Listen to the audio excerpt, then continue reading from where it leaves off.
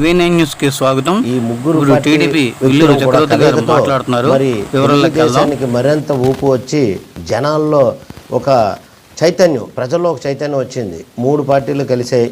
ఇప్పుడు ఎలాగైనా జగన్ రెడ్డిని బయటికి గెంటాలి. ఎందువల్లంటే ఆయన చేసిన అకృత్యాలు అన్నింటినీ కాదు, ఈ 5 సంవత్సరాల్లోనూ కూడా, అంటే హౌస్ ట్యాక్స్ లోపల కానీ, అలాగే ఇసుక మాఫియా కానీ, అలాగే మద్యం దీనిలో కానీ, వేర్లే పారించడం కానీ, అలాగే అన్నింటిలో కూడా ప్రజలు విసిస్తున్న నిత్యావసర వస్తువులు, పెట్రోల్ ధరలు పక్క స్టేట్లో చూస్తే 15 రూపాయలు ఎక్సైజ్ సుంకంలో తగ్గిస్తే ఇతను 15 రూపాయలు కూడా తగ్గించుకుంటే గట్టి పిండించి జనాల దగ్గర డబ్బులు లాక్కోవడం కూడా అది చాలా విపరీతమైన. ఆయన పథకాలు అన్నారు, నవరత్నాలు అన్నారు. నవరత్నాలు ఎవరికండి?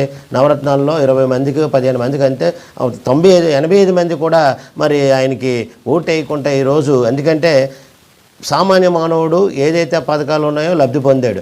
ఈ లబ్ధి పొందిన వాళ్ళు ఎవరైతే ఉన్నారో మరి ఈ 85 మంది నుంచి కూడా నువ్వు ట్యాక్సుల రూపంలో కానీ అనేక రకాలుగా ఆయన వేధించి డబ్బులు తీసుకోవడం కానీ మెయిన్ పరిస్థితి చెప్తున్నాం. ట్యాక్స్ అన్నది, హౌస్ ట్యాక్స్ అన్నది ప్రతి సంవత్సరానికి పెంచేస్తున్నాడు 10% 15%. అదే తెలుగుదేశం గవర్నమెంట్ ఉన్నప్పుడు 15 సంవత్సరాలకు ఒకసారి ట్యాక్స్ పెంచి, అది కూడా కొన్ని పర్యాలు పెంచారు, కొన్నిసార్లు పెంచారు, 10% పెంచేవారు. అటువంటిది సంవత్సరానికి ఒకసారి పెంచడం వల్ల అసలు రియల్గా ఒక హౌస్ ఓనరు నేను ఎందుకు ట్యాక్స్ ఇంత కట్టాలి, నేను కట్టలేకపోతున్నాను, నేను ఇల్లు అమ్మేసుకొని ఆ డబ్బులు ఏవో ఎఫ్డీ ఏదో చేసుకొని నేను అద్దెంటికి వెళ్ళిపోతే నాకు ఈ బాధలు తప్పిపోతాయనే పరిస్థితిలో మానవుడు రావడం వల్ల ఈరోజు స్టేట్ మొత్తం ఎలక్షన్లోనే మరి తెలుగుదేశంకి ప్రజలు మరి 3 గంటల నుంచి దండోపదండాలుగా 2-3 గంటలు అర్ధరాత్రి 4 దాకా జరిగిన పోలింగ్ స్టేషన్లు చాలా ఉన్నాయి.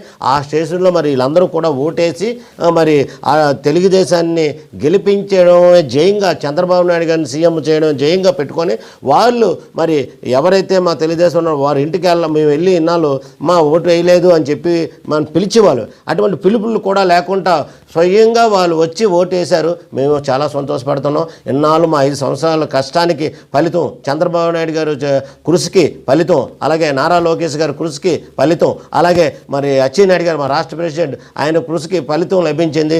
అలాగా ఆ ఫలితం లభించింది. ఇప్పుడు జూన్ 4లోని ఆ యొక్క సంఖ్య మనకు బయటపడబోతుంది. 175 సీట్లకి 140 నుంచి 150 సీట్లు తెలుగుదేశం అసెంబ్లీ సీట్లు కైవసం చేసుకోవడం ఉమ్మడి పార్టీల అభ్యర్థులతో కలిపిస్తారు. అలాగే మరి పార్లమెంట్ ఏదైతే 25 ఉన్నాయో 25లోని 23 నుంచి 24 సీట్లు కైవసం చేసుకోవడం ఖాయం. అంటే మేకపోరు గాంభీర్యాన్ని చూపిస్తున్నారు వైసీపీ వాళ్ళు. మేము గెలిచేస్తాం 175కి, వై నాట్ 175 నాయకుడు అన్నాడు. ఆ నాయకుడు వెళ్తూ ఈరోజు లండన్ వెళ్ళిపోయాడు.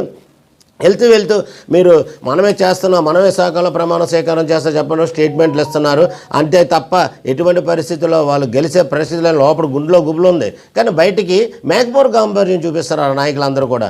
తెలుగుదేశం గుండె మీద చేసుకొని హ్యాపీ ఎలక్షన్ అయిపోయింది, హ్యాపీ పడుకున్నాం.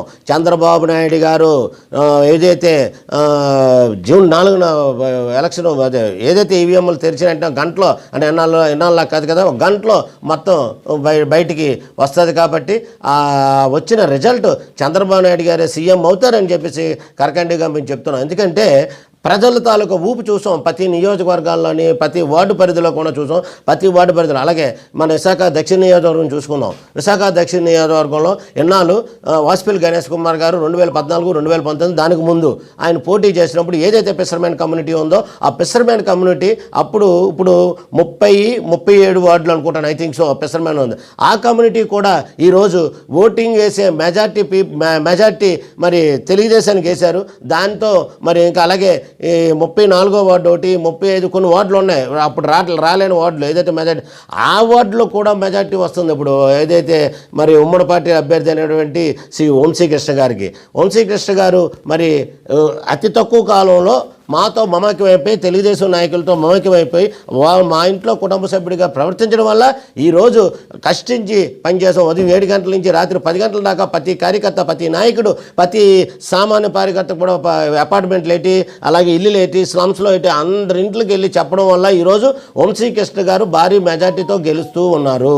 ఎలాగొస్తాయి వాళ్ళకి, మళ్ళీ సీఎం అవుతారని ఎలాగనుకుంటున్నారు వాళ్ళు? ఏ విధంగా ప్రజలు మీతో ఉన్నారా, ప్రజలు మీతో లేరు. మరి ఎటువంటి అప్పుడు మీకు ఓట్లేసి మళ్ళీ సీఎం అవుతానంటున్నారు, విశాఖపట్నం రాజధాని అంటున్నారు. విశాఖపట్నం రాజధాని అన్నది కోర్టు స్టే ఉంటుండగా విశాఖపట్నం రాజధానిని ఎలా మీరు చేస్తారు?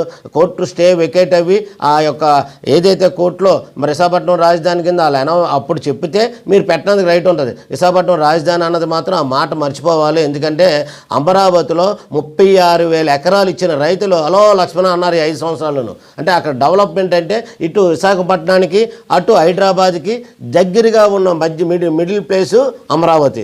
ఆ అమరావతిని రాజధానిగా ఆ రోజు చంద్రబాబు నాయుడు గారు తీసుకున్నప్పుడు ఇదే జగను అసెంబ్లీలో ఉండి 36,000 కాదు సార్ 50,000 ఎకరాలు ఉండాలి సూపర్ నిర్ణయం అన్న వ్యక్తి మరి వెంటనే అంటే కుట్టిల పరిపాలన అంటే చంద్రబాబు నాయుడు గారు మాట అవ్వాలా అవ్వకూడదు. సో అందుచేతన విశాఖపట్నం రాజధాని అని చెప్పేసి ఆయన అనౌన్స్ చేశాడు. అది జరిగే పని కాదు, మన అందరికీ తెలిసిన విషయం.